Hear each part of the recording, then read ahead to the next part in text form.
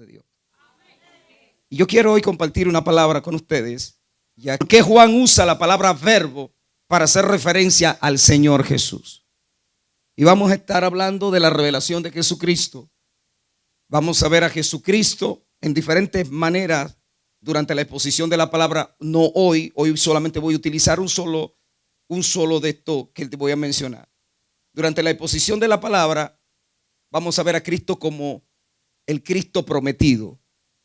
Número 2, el Cristo prometido, el Cristo convenido. Número 2, el Cristo tipificado o presentado. Número 3, vamos a ver a Cristo, el Cristo profetizado, anunciado. Número 4, vamos a ver al Cristo encarnado, personificado. Número 5, vamos a ver al Cristo crucificado. Número 6, vamos a ver al Cristo ascendido o elevado. Número 7, vamos a ver al Cristo impartido o dado. Y número 8, vamos a ver al Cristo de dominio. Pero hoy nada más vamos a ver al Cristo encarnado. Amén. Porque hay mucho material y desglosar todo este material toca demasiado. A mí me ministró algo porque mientras leía Juan capítulo 1, que de hecho los estudiosos, teólogos, llaman al libro de Juan el pequeño Génesis. ¿Usted escuchó? ¿Por qué? Porque si te va a Juan capítulo 1, verso 1, dice: en el principio era el verbo, y el verbo era con Dios, y el verbo era Dios. El 2 dice: este era el principio con Dios. El verso dice Génesis 1, verso 1, dice: en el principio creó Dios los cielos y la tierra estaba desordenada y vacía, y las tinieblas estaban sobre la faz del abismo, y el Espíritu de Dios se movía sobre la faz del abismo, de las aguas. El verso 3 de Juan, el verso 4 del capítulo 1 de Juan dice que en él estaba la vida, y la vida era la luz de los hombres. En el principio creó Dios los cielos y la tierra, ¿verdad? ¿Y la tierra estaba qué? El verso 3 de Génesis, ¿qué dice? Dice que, y dijo Dios, sea la luz. Juan dice que en él estaba la vida, y la vida era la luz de los hombres. La luz en las tinieblas resplandece, y las tinieblas no prevalecieron contra ella. Amén. Dios dijo, sea la luz. En el capítulo 1 de Génesis, verso 3, Dios dijo, sea la luz, y fue la luz. Y vio Dios que la luz era buena, y separó Dios que la luz de las tinieblas. Y llamó Dios a la luz día, y a las tinieblas llamó noche. Y fue la tarde, la mañana, un día. Acá que dice, en el verso 4 dice, en él estaba la vida, y la vida era la luz de los hombres. La luz en las tinieblas, ¿qué hace? Resplandece. Entonces por eso llaman al libro de Juan el pequeño Génesis. Así que en el día de hoy quiero compartir con ustedes el Cristo encarnado. Y Juan 1 dice que en el principio era el verbo, y el verbo era Dios, y el verbo era con Dios, y el verbo era Dios.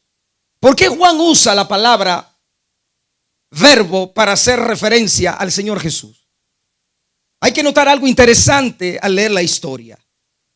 En la época en la que vivió el apóstol Juan, la filosofía griega ya había alcanzado su mayor esplendor y estaba entrando en su última etapa, llamada la filosofía helénica.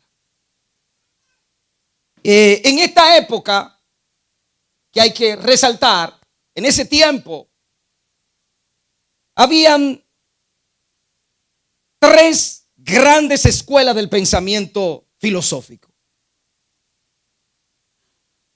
Número 1, estaban los estoicos, estaban los epicúreos y estaban los escépticos. Pero lo que más influencia tuvieron fueron los estoicos, porque tuvieron una mayor relevancia y mayormente influenciaban o influirían en la época. Y ese movimiento filosófico tuvo auge desde el siglo 3 antes de Cristo hasta el siglo 2 después de Cristo. ¿Está acá? O sea, fueron muchos años. Desde el siglo 3 antes de Cristo hasta el siglo II después de Cristo.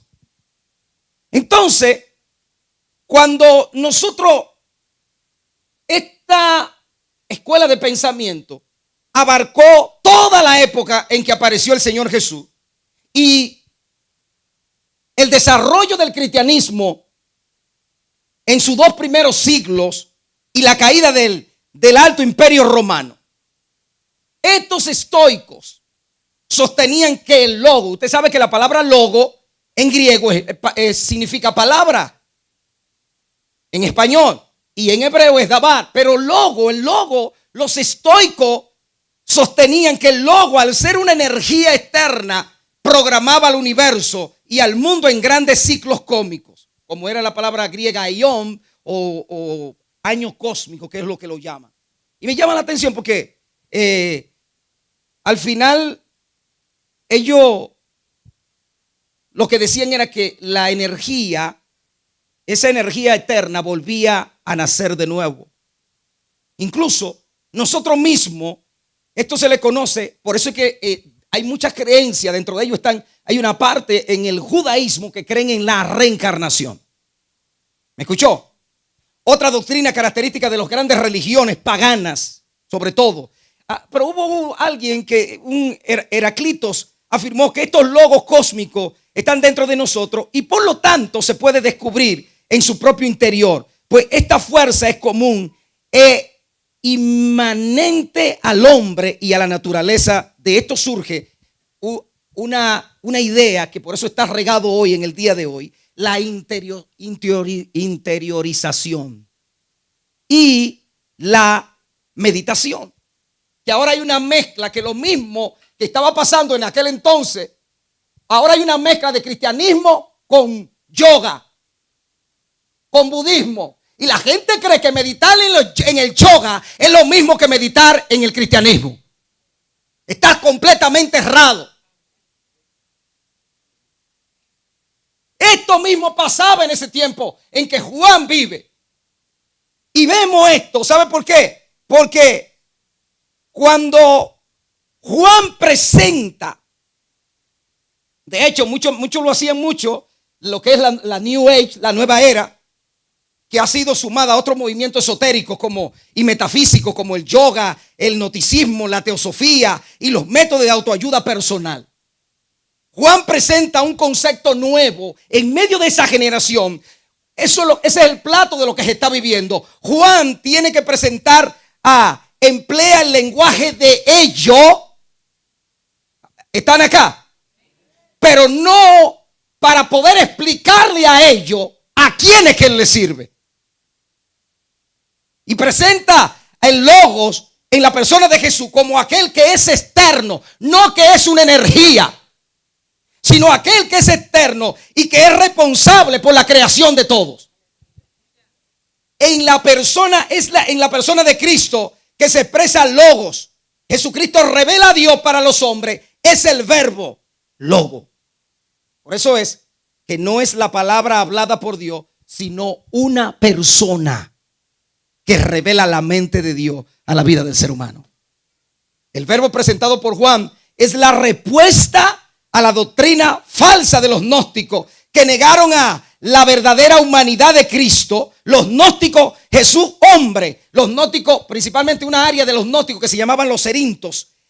Juan hace una descripción del verbo en 2 partes. Número 1, el verbo y su divinidad. Número 2, el verbo y su origen. Ahora, Juan lo presenta, el verbo y su divinidad, su eternidad en el principio. ¿Qué dice? ¿Era qué? El verbo. O sea, hablando de su eternidad, su personalidad. ¿Y el verbo era con quién? Con Dios. Y hablando de su naturaleza, dice, y el verbo era Dios. Lo otro que hay que mirar es que el verbo y su origen. En el principio era el verbo, una frase que define una cosa fundamental, que es el verbo.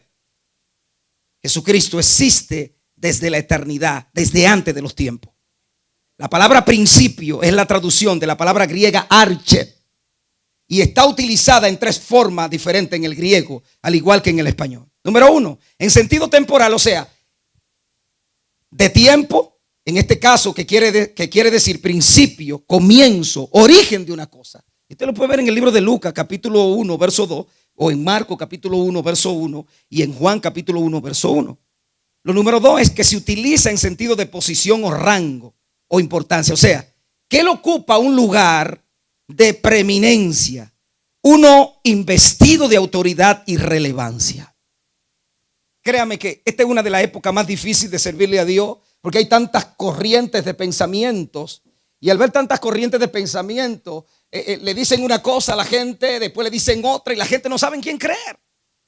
Entonces, tenemos una serie de corrientes. Usted tiene que entender que Jesucristo es una persona y que Jesucristo se le reveló al hombre. Por eso dice la Biblia que él dijo: yo me tengo que ir porque tengo que enviar al Consolador, porque cuando él venga, él le va a hablar a ustedes del Padre y de mí, y el Padre y yo vendremos a ustedes.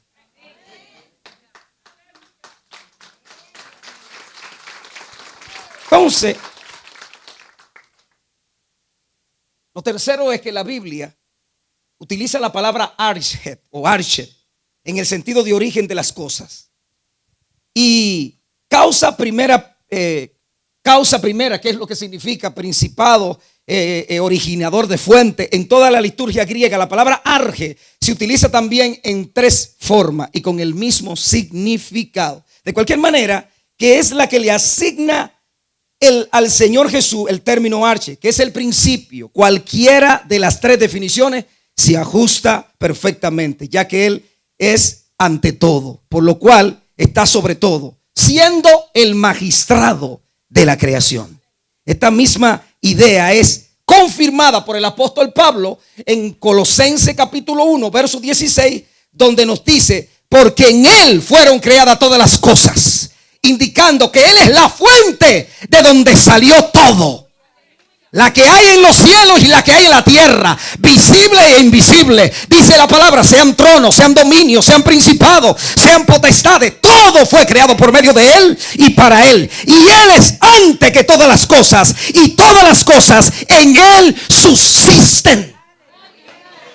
Todo esto indica que Él es el principio, Él es el arche, porque están en una posición de superioridad. Porque es superior el creador que lo creado.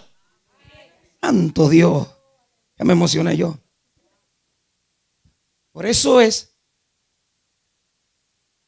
que acá habla de una palabra, era, que es griego, significa tiempo imperfecto, que expresa existencia sin referencia a tiempo. Dicho de otra forma, el verbo existía desde la eternidad y antes de iniciar el tiempo del universo y del hombre. ¿Están conmigo? Si usted no entiende que Jesucristo existía antes,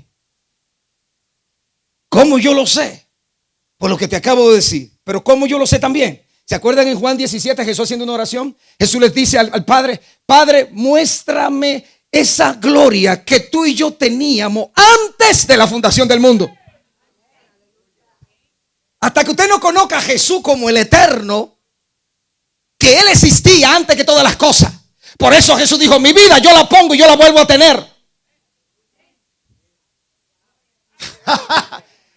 Algo poderoso. Por eso, como Herodes le dice: yo puedo matarte. ¿Cómo tú puedes matar algo que ya está muerto?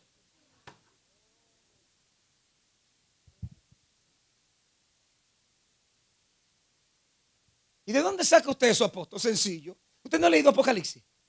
He aquí el cordero que fue inmolado. ¡Ah! Ya había sido muerto. ¿De qué lo iban a matar? ¿Está acá? Entonces mire lo siguiente. El versículo 3 del capítulo 1 de Juan dice, que todavía es más esclarecedor y contundente y revelador en cuanto a la naturaleza creadora del verbo. Dice: todas las cosas por Él fueron hechas, y sin Él nada de lo que ha sido hecho fue hecho. Esa palabra fueron hechas, aquí se usa la palabra griega egeneto, que significa se hizo, o sea, se dio inicio por primera vez a la creación de la materia, tumbando la base de del evolucionismo, de que la materia es eterna.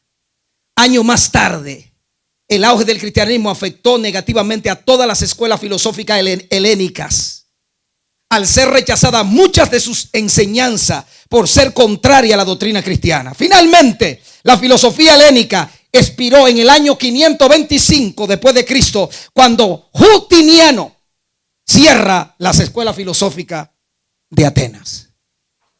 Hasta ahí llegó el asunto. Entonces, con esta introducción, ahora voy a predicar.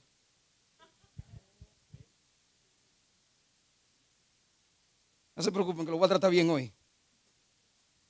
Obligado, porque yo tengo 2 relojes aquí. Juan capítulo 1 dice: y el verbo se hizo carne, verso 14, y habitó, y vimos la gloria como la del unigénito, lleno de gracia y de verdad.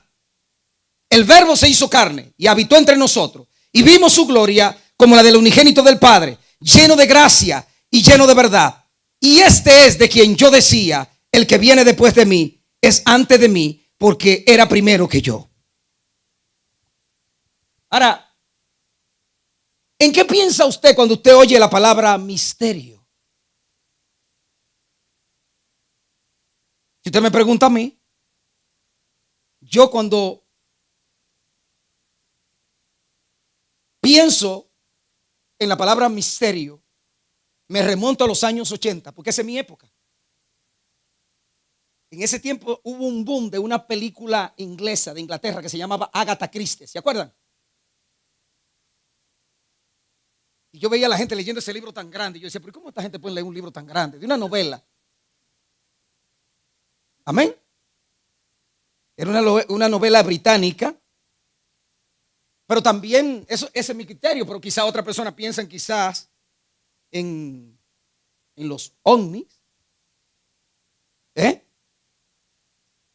Que anterior podían engañarnos más fácil, ahora no. Porque anterior, yo estoy haciendo como que no sé nada. Estoy practicando lo de ayer.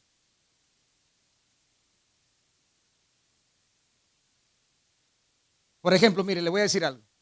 Ahora se hace un video y hay un tipo en un skateboard y le ponen una nube y usted cree que es en una nube que él anda. Y es puro Photoshop, es puro video. Así que no se ponga usted dándole de que share de que a un caballo en las nubes, que he hecho Photoshop.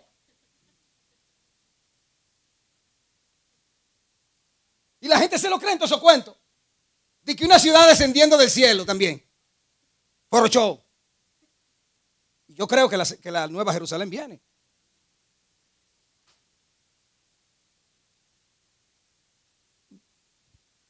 Yo le estoy derrumbando una cuanta cosita, ¿verdad?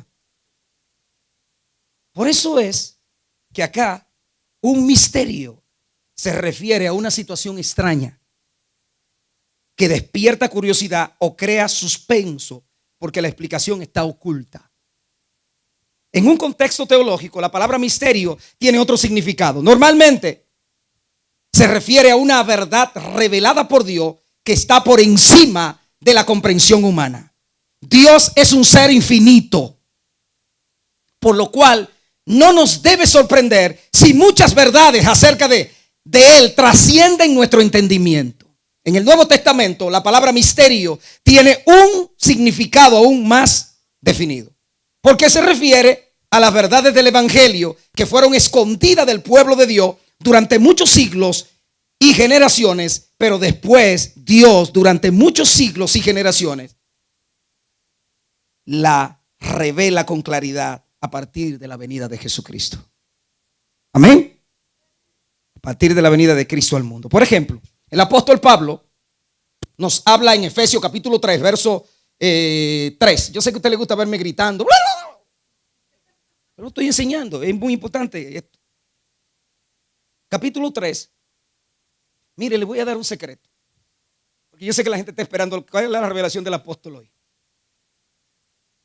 La revelación del apóstol es la que existe, la que existió del principio y no hay nueva. Es la misma. Usted lo que necesita es un evangelio simple y period. Porque usted quiere revelación No vive el simple y no vive menos la revelación porque es más profunda.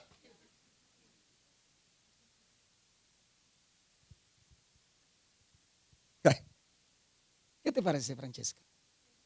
Good. Oiga bien. Toda la enseñanza. Yo decía que el apóstol Pablo nos habla en Efesios capítulo 3, versos 3 al 6, de un misterio que le fue revelado a él como apóstol de Jesucristo. La verdad de que los gentiles heredan juntamente con los judíos todas las promesas de Dios en Cristo. Y esa verdad no fue revelada con la misma claridad a las otras generaciones que vivieron antes de Cristo, por lo cual es un misterio. Todas las enseñanzas. Yo decía ayer en una enseñanza que yo pasaba, usted ve que hoy es una moda. La gente se apasiona por tener un kipá, por tener una kipá, por tener un talí, tener un chofar. Eso está bien, ok.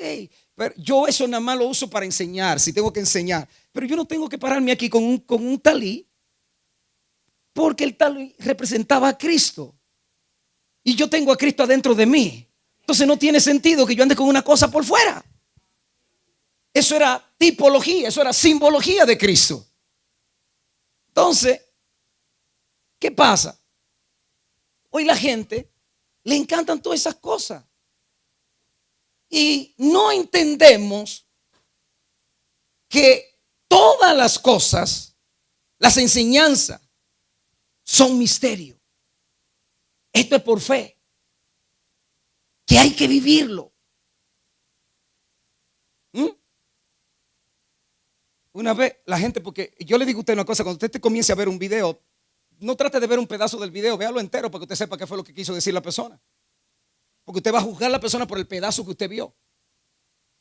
Entonces, cuando usted entiende eso, por ejemplo, la gente dice, Jesús tocó el borde, la mujer del flujo de sangre tocó el borde del manto de Jesús. Ella no tocó el borde del manto de Jesús. Ella tocó el zigzag, o sea, uno de los flecos. Y de los flecos, óigame bien, dentro de esos flecos habían 5 nudos. ¿Cuál nudo tocó ella? El cuarto nudo. Pero ustedes le dijeron el manto, pero ella tocó el cuarto nudo. ¿Por qué el cuarto nudo? Porque el cuarto nudo era el que representaba los 613 mandamientos. O sea, la mujer sabía lo que estaba tocando. Por eso ella tomó una determinación y dijo, si tan solo tocar el borde del manto de ese hombre, se le reveló el Cristo encarnado. A alguien se le tiene que revelar el Cristo encarnado. Cuando el Cristo encarnado se le revela a alguien, ya tú vas a morir a lo terrenal. Deja de preocuparte. Si no, pregúnteselo a mi esposa. Yo no he conocido en mi vida una señora como esta. Por eso es que vivo aficiado de ella. Porque el mundo se puede estar acabando, hermano. Y esa señora tiene paz. Sabe bregar con 6 muchachos.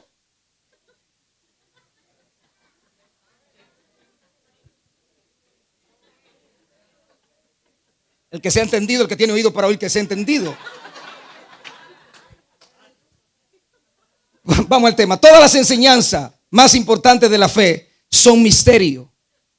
¿Por qué digo esta palabra? En 2 sentidos. Número 1, en primer lugar, son misterio porque la razón humana por sí sola nunca podría haberla descubierto reflexionando, no está aquí Kennedy, sobre el mundo y la creación.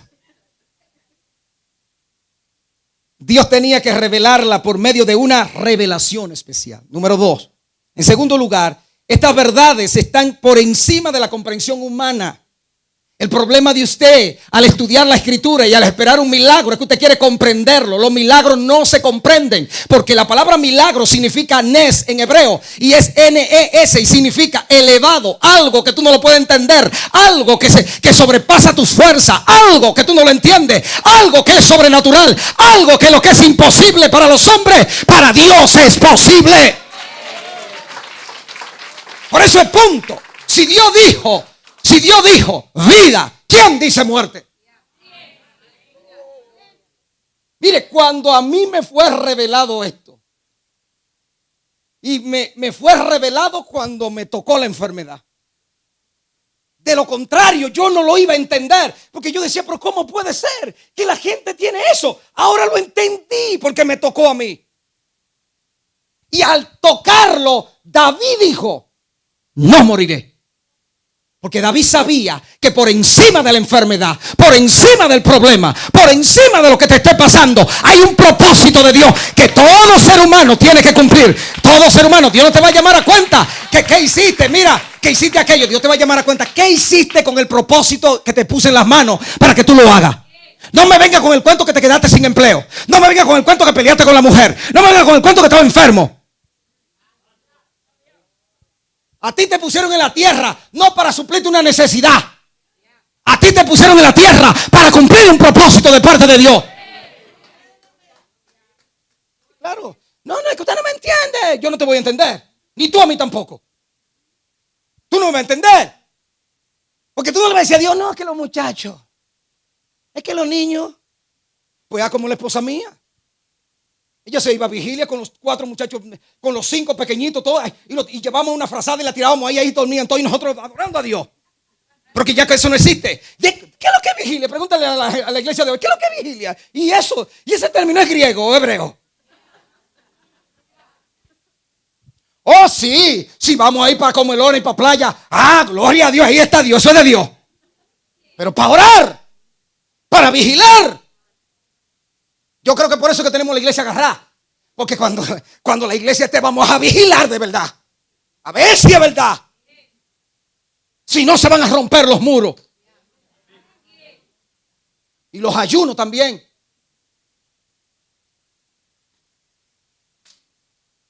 Ya me salí del tema. En el capítulo 1 de Juan, verso 14, dice: y la palabra se hizo carne y acampó entre nosotros. Hemos contemplado su gloria. Mire, esto es tan poderoso. La palabra que utiliza allí, Juan 1, dice: y aquel verbo fue hecho ¿qué? Es la palabra tienda, acampó. Es la misma de Génesis capítulo 1. En el principio. Si usted busca la palabra, en el principio es Bereshit. Y la primera letra es una B, Bet. Y Bet es una casa. Es una tienda. Que desde el principio el Padre colocó una tienda para morar. ¿Sabe por qué Dios puso el tabernáculo en el desierto? Porque Dios quería morar con ellos. Y por eso Juan dice, y la palabra se tabernaculizó. Hizo una casa de campaña. Hizo una tienda. Jesús. Y acampó entre nosotros. Y hemos contemplado su gloria propia del Hijo único del Padre. Lleno de gracia y de verdad. De hecho, cuando usted lee la Biblia, ya yo no sé si usted lo sabía, pero ya Jesús no es más unigénito. Eso se cumplió. Jesús es el primogénito dentro de muchos hermanos. Después que resucitó. Esto usted se lo enseña a alguien que no ha tenido un encuentro con Cristo, pero ya después que usted lo tiene, ya él no es más unigénito. Usted se desayunó bien hoy, supongo, ¿verdad? Juan nos presenta a la persona de Jesús en todos sus aspectos positivos. Inicia con la existencia divina y eterna a la persona de Jesús. Okay. Tengo que mirar el reloj. Juan comienza con aquello que precedió a la creación. Él comienza de nuevo aquí, en la persona de aquel que vino a ser el segundo hombre, el postrer Adán. Yo no sé de dónde sacaron esto y que Dios tiene un plan B. ¿Cuál plan B? Dios sabía que Adán iba a fallar y mandó el segundo de una vez para atrás. Mandó el segundo, no el segundo, el postrero, el último, que no hay más después de él. No hay más. Amén. Por eso es que no se puede expresar de forma más realista el misterio de Dios que entra en la historia del hombre y del mundo creado. La palabra que llamó todo a la existencia es Jesús, el Verbo, la palabra que se hizo carne y estableció su morada, su tienda, su casa de campo en medio de nosotros. Hombre entre los hombres, semejante en todo a nosotros, menos en el pecado. Él, la palabra poderosa, el resplandor de la gloria del Padre, Él impronta su ser, es hoy un hombre, nos habla como hombre en el lenguaje de los humanos, con nuestro mismo lenguaje. No es en el principio creó Dios, sino en el principio era el verbo. En el principio existía el verbo. Todo se fundamenta en la existencia no creada de aquel que creó todas las cosas al principio de todas las cosas. Él estaba allí sin ningún principio. En el principio era el verbo. Era la expresión formal de que el verbo, la palabra, no tuvo principio. De la misma manera que usted puede encontrar, ¿quién le encuentra el principio a eso? ¿Quién le encuentra el principio a eso? ¿Ha leído en Apocalipsis que dice que Dios está sentado en un trono y que alrededor del trono hay 24 tronos? O sea, hay una rueda, hay un círculo como este. Él está en el centro. Él está en el centro. Y si los 24 ancianos tienen su corona, dice, están alrededor del trono, dice, y cada vez que lo ven, eso quiere decir que la rueda gira. Cada vez que lo ven, el que está sentado en el trono, no le da tiempo a ponerse su corona.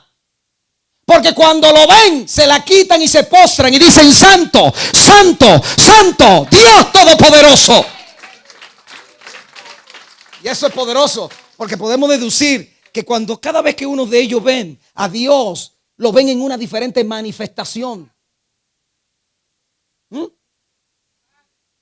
Lo ven, uno lo ve como el Rafá y gira la vuelta. Otro lo ve como el Jaira. Otro lo ves como Él está aquí. Otro lo ves como el proveedor. Otro lo ves como el sanador. Otro lo ves como mi bandera. Y por eso es que siempre tienen que estar declarando santo, santo. Por eso es que hay que entender que Dios te escogió. Escúchame bien, yo no sé si tú entiendes el concepto de que Dios te escogió, pero el concepto es que yo entiendo que Dios no me va a dejar, Dios no me va a soltar, Dios no me va a dejar. Cuando Dios comienza con alguien, no es como los hombres que te prometen pero no cumplen, y los hombres se van, te dejo, la mejor vía es dejarte, pero Dios no te va a dejar. Él dijo, yo nunca te dejaré ni te desampararé. Está esculpido en las palmas de mis manos. Esto parece religioso, ¿no? Religioso. Pero a mí me gusta esta religión. Porque veía yo un video de una señora que acaba de cumplir 106 años en República Dominicana. Es cristiana. Y tiene su mente mejor puesta que yo. Y le pregunta, ¿cuál es el secreto? Oración y ayuno. Y esa señora, todo el que entra ahí, ella ora por él. Ella busca un motivo para orar. Dice, es que nosotros vinimos a conocerla. Dice, no, es un privilegio que ustedes vinieran a verme, pero yo les quiero presentar al Cristo. ¿Y cómo es el secreto? El secreto, orar, buscar a Dios, establecer la palabra. Pregunta, ¿y qué griego y qué hebreo sabe esa señora? Ella lo que conoce es a Valera. Ni la Biblia la usa porque ya la tiene dentro de ella. Y te cita los versículos con 106 años. Y ni se enferma ni nada.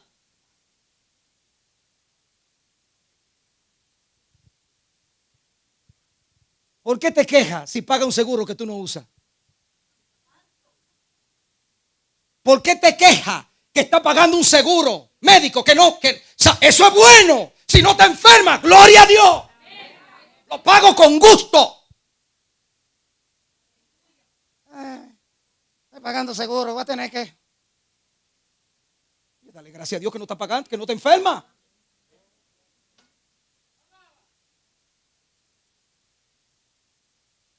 Eso es igual que el que tiene un carro.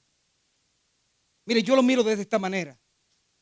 Quizá la gente dirá, sí, el pastor me está tirando eso a mí. No, no es a ti. Pasa que yo estoy aquí, yo no estoy pensando en ti.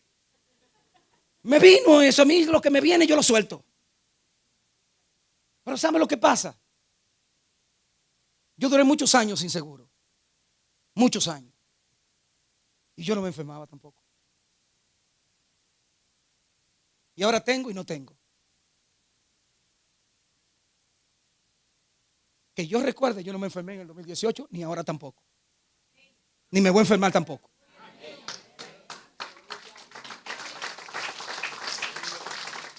Usted aplaude y usted dirá, pues qué bueno, se ve bien el apóstol. Es que cuando yo quiero meterme, perdón, la palabra griega. Cuando quiero comerme algo de noche, 11 de la noche, la señora me dice, no, ensalada. Puede estar así, que todavía dice ella que estoy gordo. ¿Me voy a desaparecer, Julia? Que yo creo que hay que cuidar el templo del Espíritu de Dios.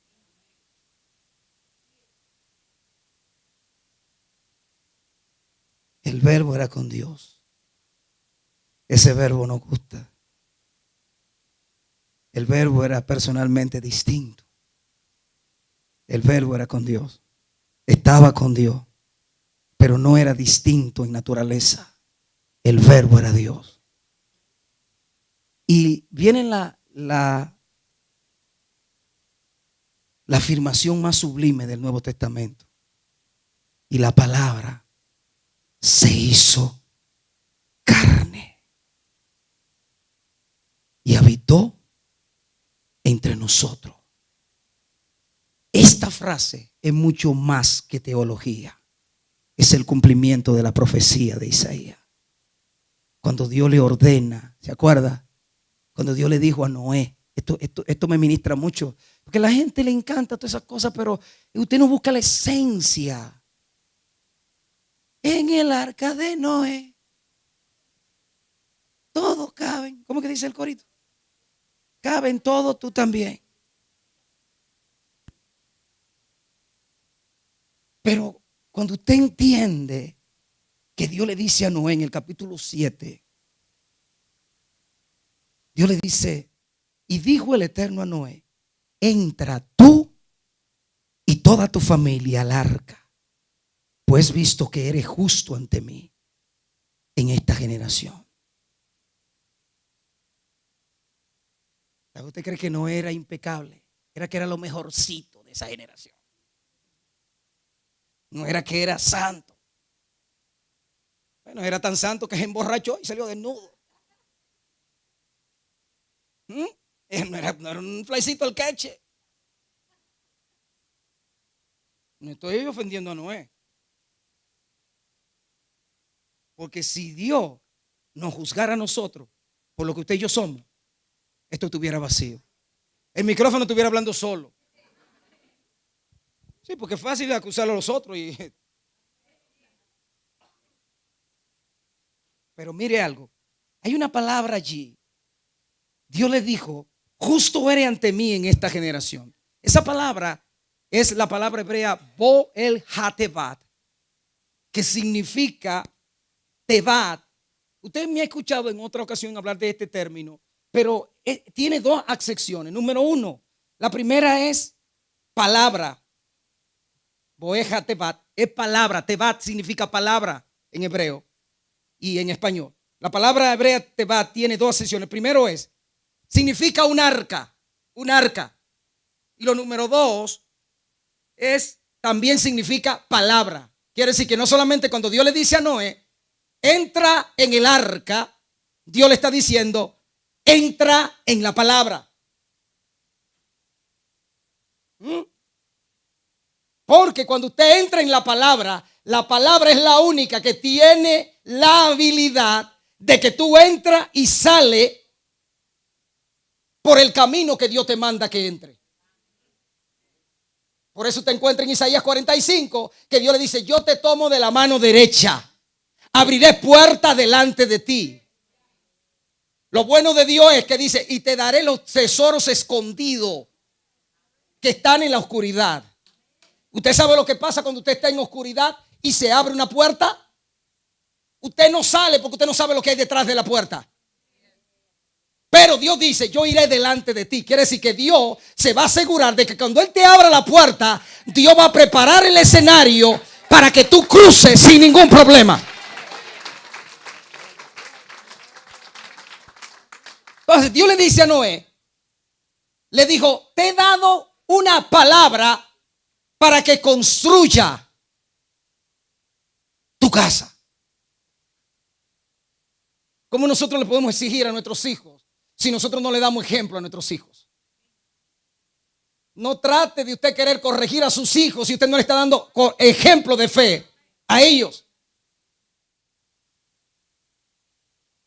Y algo que me llama la atención, porque ya voy a terminar. Wow, ya terminé. Ese verbo encarnado. La palabra de Dios dice, para los que están solteros, el Señor dice: yo soy tu hacedor, yo soy tu marido, yo soy tu compañero. Cuando tú haces a Dios, entenderlo, que tú nunca vas a estar solo, ni sola, porque Dios está contigo. Y esa palabra se metió dentro de ti. ¿Quién era esa palabra? ¿Quién era ese verbo del Señor? La pregunta surge de todo esto: ¿quién es esa palabra de Yahweh, del Eterno, por medio de la cual todo fue creado? ¿Quién es esa palabra de Yahweh que hizo llover fuego y azufre sobre Sodoma y Gomorra? ¿Quién es esa palabra de Yahweh, la cual confió para ser, Abraham confió en ella para ser contado por justicia? ¿Quién es esa palabra la cual Abraham oró a él y él no podía ser visto? ¿Quién es esa palabra que Moisés le dijo: yo quiero verte?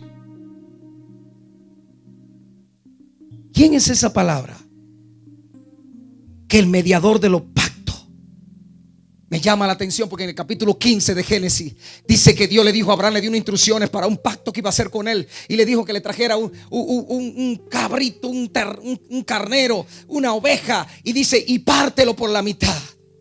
Y dice que él la partió y puso una mitad a un lado y la otra al otro lado. Y dice que al atardecer, Abraham le sobrecogió el sueño. Y dice la Biblia que las aves de rapiña querían venirse a comerse el pacto. Y de repente Abraham la ahuyentaba, porque el enemigo lo que quiere es comerse lo que Dios dijo referente a ti, lo que Dios dijo referente a tu casa, lo que Dios dijo referente a usted. Cuando usted camina con eso, yo no sé cómo explicar esto. Yo no sé cómo yo puedo explicar en el siglo XXI cómo se puede vivir en el siglo XXI creyéndole a Dios, creyendo a su palabra. Yo no sé cómo explicar esto. Lo único que yo te puedo decir es que si Dios estuvo conmigo 10 años atrás, Dios va a seguir conmigo. Dios no me va a dejar. Dios sigue fiel a lo que Él dijo, pero yo tengo que ser fiel a su palabra. Y voy a terminar con esto. Mis hijos, yo les creo mientras están enfrente de mí. Después que se van, yo no sé lo que hacen. Así mismo pasa con los hijos espirituales. Basta. ¿Y usted cree que me están engañando a mí? Se están engañando ellos. Porque mi función es predicar la palabra, enseñar la palabra. Después que tú hagas lo que tú quieras por ahí, eso yo no te lo enseñé. Y la iglesia se ha vuelto tan liviana hoy que ellos me dicen la mentira y ellos creen que yo se la creo. Y sí, yo te lo creo, está bien. Sigue ahí. Sigue ahí. Que la esclavitud nada más llega hasta un día. Y tiene dos opciones: o te muere o te liberta.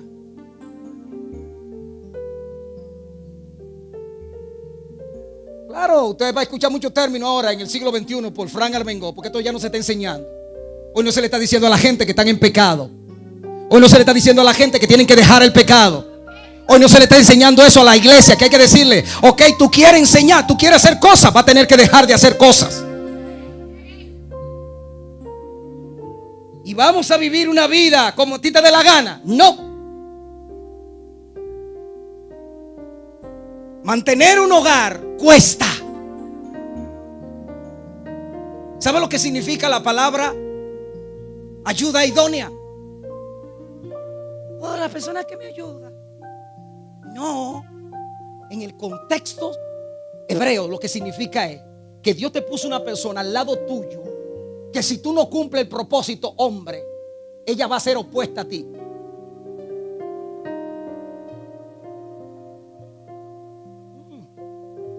Sáquele punta a eso. Porque Dios no puso a la mujer como sacerdote, fue al hombre. Y si él no cumple, la mujer se le va a oponer. Quiero una. Terminó la oración, póngase de pie. En conclusión,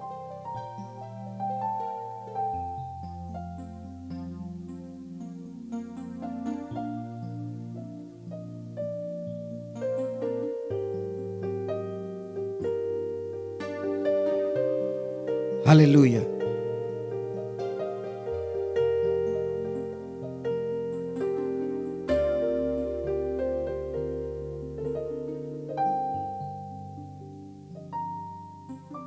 Esto parece una locura. Los objetos oyen.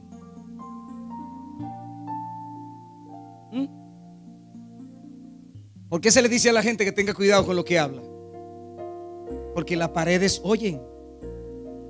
Y no es el vecino que está al lado, son las paredes que oyen. Ahora, ¿quiere que te lo enseñe por la Biblia? Josué capítulo 27 24, verso 26. Y escribió Josué esta palabra en el libro de la ley de Dios, y tomó una gran piedra y la colocó allí debajo de la encina que estaba junto al santuario del Señor. El verso 27 dice: y dijo Josué a todo el pueblo: he aquí, esta piedra servirá de testigo contra nosotros, porque ella ha oído todas las palabras que el Señor ha hablado contra vosotros, contra nosotros. Será pues testigo contra nosotros, para que no neguéis a vuestro Dios. Ok.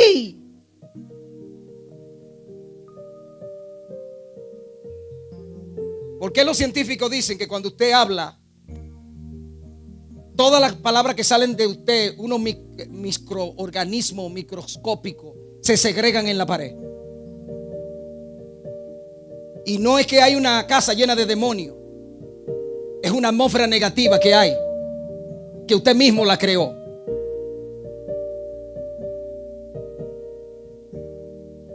Y cuando la gente solamente lo que habla es queja, cuando la gente lo que habla es murmuración, enfermedad, y lo que habla es pleitos y contienda, esa atmósfera se segrega, es como una nube pesada. Esto está comprobado científicamente. Esto no es como lo inventé yo, no. Está comprobado científicamente. Entonces, ellos quieren que su hogar se establezca el shalom de Dios. Bonita palabra, shalom. S-H-A-L-O-M. Shalom. Con más de 300 significados esa palabra. Pero ¿cómo tú vas a establecer el shalom de Dios en una casa que lo que hay es pleitos y contienda todos los días?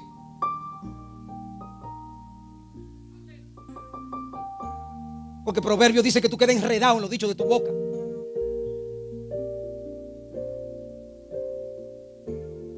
¿Por qué nosotros tenemos paz? Porque yo no peleo. Y si suelo pelear, me pongo cacarrabia. Me bajan de una vez.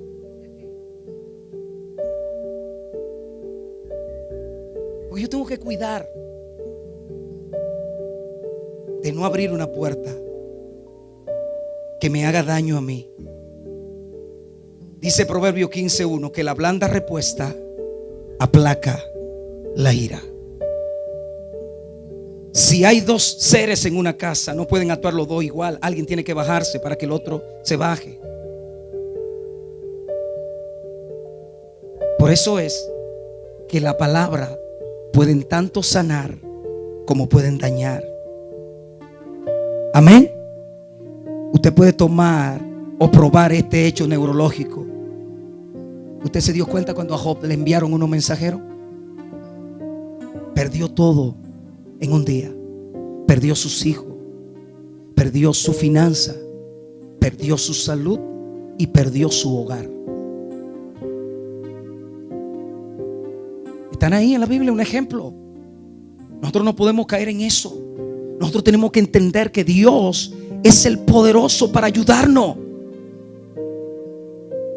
Así que en este día yo quiero que todo lo que a usted le interrumpió el sueño, el apetito, porque su cerebro tiene la habilidad de regular la felicidad. También que usted dure mucho, longevidad, también la salud. Su cerebro tiene eso. Por eso yo le aconsejo a los que le encantan ver noticias, no vea noticias a las 11 de la noche. No vea noticias a las 11 de la noche, porque la misma que dan a las 11 la dan a las 7 de la mañana. ¿Por qué preocuparse antes de dormir?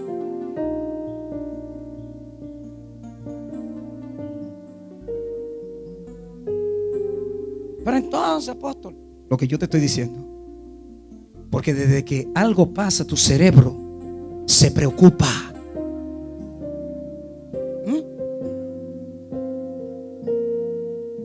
Y Dios no quiere que usted se preocupe.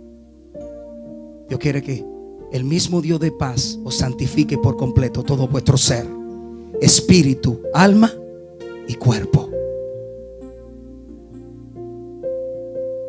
Ese Dios de paz que lo quiere hacer y que quiere tocarte y que quiere ayudarte. Ese Jesucristo encarnado, que no solo se encarnó para venir a la tierra, sino que entró a tu corazón. Y si usted lo tiene, Él te va a ayudar. Él te va a ayudar. Él te va a ayudar. Él te va a ayudar. Cuando tú confías en Él. Cuando tú confías en Él, Él se encargará de hacer lo que Él tenga que hacer. Una de las cosas que Jesús dijo, y oro con esto, Jesús dijo en Apocalipsis 1:18, dice: el que vivo y estuve muerto, mas es aquí que vivo por los siglos de los siglos, y tengo las llaves de la muerte y del Hades. Y dice Hebreos 2:14, por cuanto los hijos participaron de carne y sangre, Él también participó de lo mismo, para destruir por medio de la muerte al que tenía el imperio de la muerte, esto es el diablo, y librar a todos los que por el temor de la muerte estaban durante toda la vida sujetos a servidumbre. Ya no soy esclavo del temor, porque soy hijo de Dios. Ya no soy esclavo del temor. Ya no soy esclavo del temor. Gracias, Padre, por la oportunidad de poder exponer tu palabra en el día de hoy. Gracias. Oro para que tú toque toda persona que necesita que ese Cristo encarnado, ese Cristo que se hizo carne, que habitó entre nosotros. Gracias. ¿Por qué comencé con Juan 1:14? Y ese verbo se hizo carne, porque toda palabra que sale de la boca de usted se hace carne. ¿Te escuchó? Si la gente me cataloga que yo hablo positivo, amén, no hay problema. Siga usted hablando como usted quiere, pero la palabra tiene poder. Y el problema de la palabra, que una vez que salen de sus labios usted no la puede volver a recoger. Ya la soltó y hacen daño. Por eso dice Santiago: pronto al oír y tardo al hablar. Piense antes de, analice antes de hablar, para que usted no vaya a ofender ni a dañar a nadie. Pero yo no lo entiendo porque usted me está ofendiendo. No, yo no te estoy ofendiendo. Yo te estoy diciendo lo que es lo que dice la Biblia. Todos quieren éxito. Todos quieren un hogar feliz. Hay que buscar a Dios.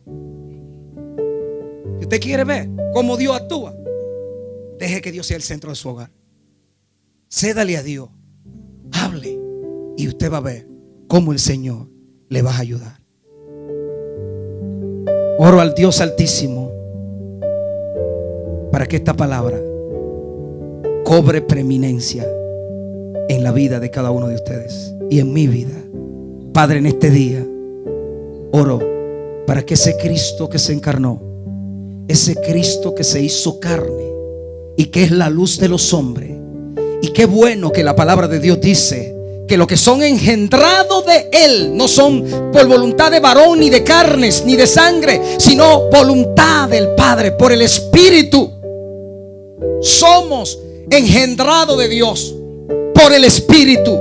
Tú eres engendrado de Dios por el Espíritu. Eres engendrado de Dios por el Espíritu. Eres engendrado de Dios por el Espíritu. Y en el nombre de Jesús, ahora mismo oro al Padre Celestial para que ese engendramiento cobre preeminencia en ti y que tú comiences a caminar en esa palabra que se hizo carne, en esa palabra que quiere actualizarse en tu vida, y que tú comiences a ver la manifestación gloriosa de esa palabra en tu vida, de esa palabra.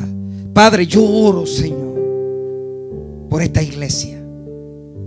Oro por las gentes que tú has traído a este ministerio, que necesitan una intervención tuya.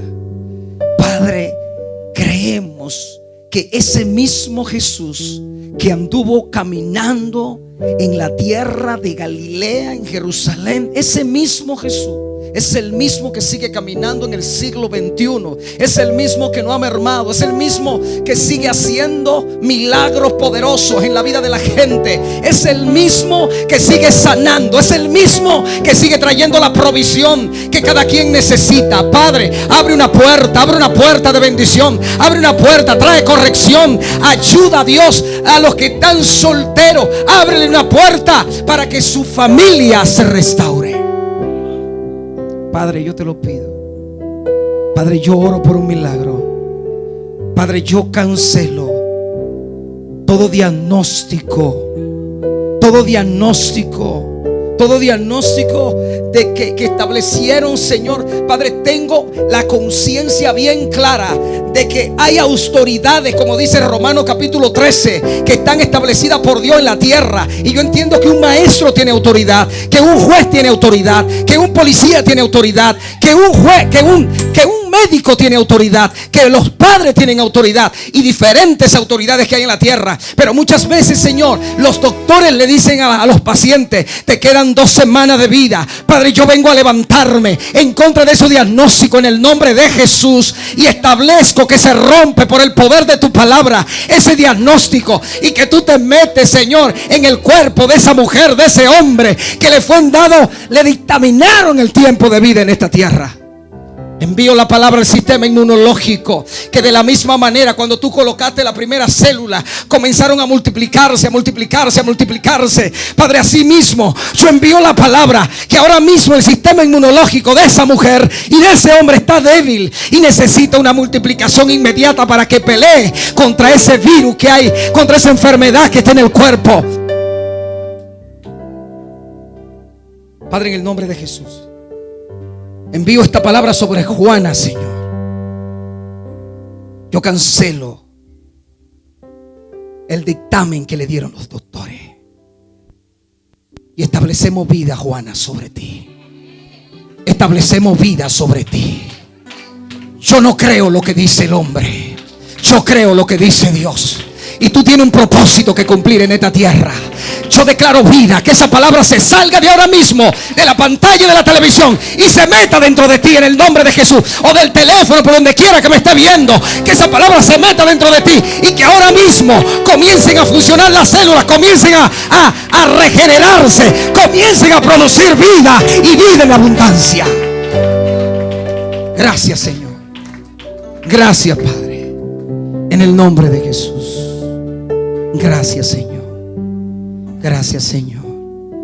Padre, yo no conozco la petición de tus hijos, pero tú sabes de que ellos tienen necesidad. Tú sabes de que ellos tienen necesidad. Y esa palabra me ministró tanto que dijo Carmen. Óigame bien. a la muerte del primogénito. A la muerte del primogénito en Egipto. Era la última señal. Murieron. Oye, murieron todos los primogénitos. Y ¿sabes qué? Al siguiente día eran esclavos los judíos en Egipto. Y ¿sabes lo que dijo Faraón? Vete de esta tierra. Son libres. ¿Sabes qué? Eso me indica a mí que a ti te podrán estar oprimiendo por un tiempo. Te podrás estar enfermo por un tiempo. Podrás tener problemas por un tiempo. Estarás sin trabajo por un tiempo. Pero te voy a decir algo. La noche que Dios se aparezca, la noche que Dios se aparezca, óyeme bien, te va a declarar libertad. Te va a declarar libertad. Te va a declarar libertad.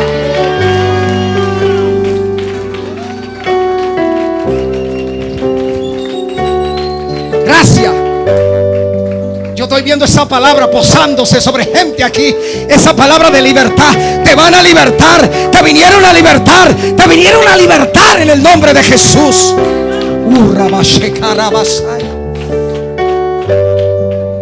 Gracias. Gracias. Gracias. Porque esta semana vas a tener noticia. Vas a tener noticia.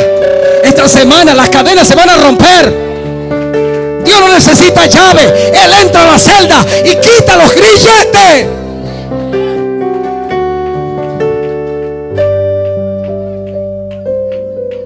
Wow.